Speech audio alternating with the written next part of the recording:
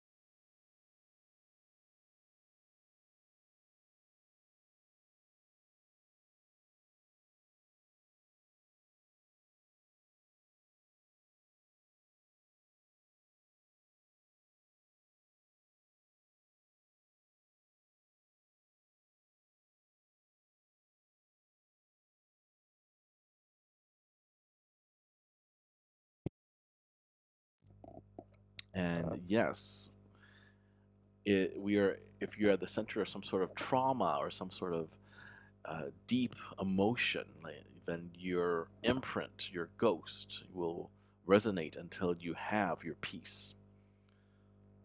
Okay, now here's a historical park. By day, Ayuthya's ancient ruins are a photographer's dream. But after sundown, locals whisper that the area is guarded by spirits. I won't even try to pronounce that. Known to curse those who disturb buried treasure. Oh, so there's buried treasure there.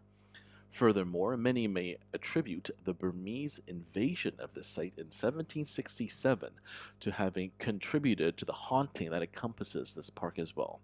Well, when there's invasion, then there's always people dying, and of course that would leave our souls lingering behind. Regardless, one often told tale involves a headless ghost spotted by a prince in 1960, an encounter that reportedly changed his views on the supernatural. Now, that's exactly what happened to me. I mean, I wasn't sure myself about anything supernatural until I encountered a ghost, or maybe it was a demon. I'm still, to this day, I'm still not certain what it was, but it's definitely changed my life forever. Anyway, while the park is a popular tourist attraction, there is an underlying trepidation that is rooted in its history when you walk around. Chiang Mai University Dormitory. Wow. Look at that. Even modern buildings in the academic setting can carry terrifying tales.